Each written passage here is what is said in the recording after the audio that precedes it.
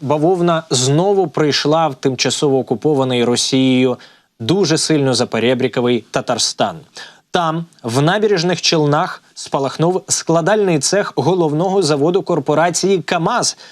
Повідомляє моніторинговий паблік «Кримський вітер». Сталося в Набережних Челнах усе зранку.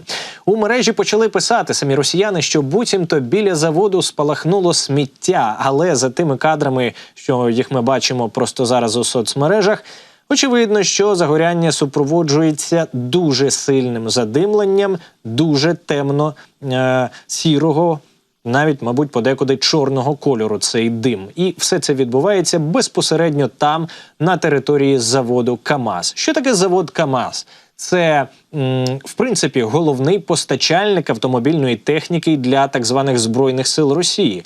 Корпорація виробляє дизельні вантажні автомобілі, дизельні двигуни і іншу продукцію, якою користуються зараз окупанти, в тому числі і на лінії фронту.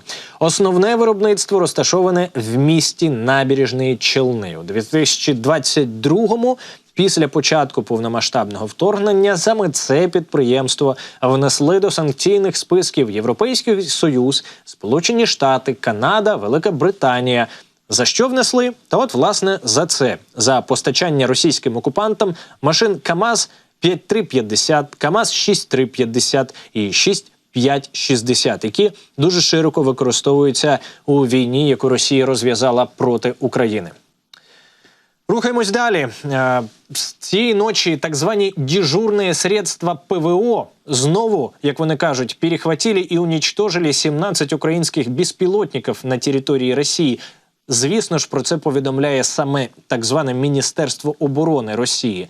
За їхнім переконанням і ствердженням, 9 дронов самолетного типа сбили над Брянской областью, по 3 над Курской и Калужской областями, еще 2 над Белгородской. Губернатор Брянщини, так званий Багамаз, ну, чому так званий, я думаю, всі розуміють чому, тому що де помазанник, а де російський губернатор. Так от, як він розповідає, в течение вечера и ночи атаковали его область, і всі, звісно, безпілотники були збиті. В загальному, за даними цього чиновника, було над його областю збито 13 українських дронів. Йдеться про Стародубський муніципальний округ, Вигонічівський район і Трубчевський район, а також Сєвський район. Пострадавших в результаті атак, звісно ж, немає, як заявляє цей Богомаз. При цьому, за словами очевидців, ціллю ударів мала бути електропідстанція. Чи стала вона, звісно ж, ніхто не розповідає. В Калузькій області дрони збивалися в районі нафтобази в городі Людіново з одним важливим але.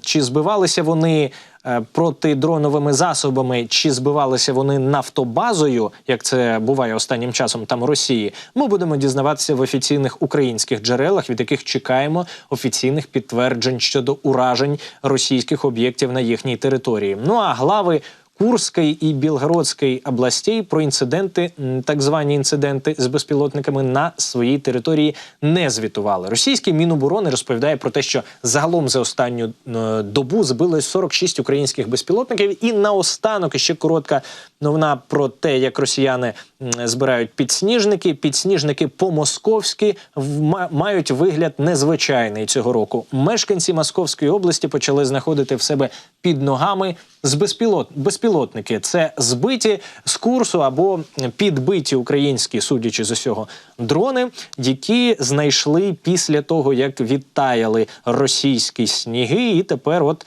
просять росіян далеко ходити від них, ходити подалі.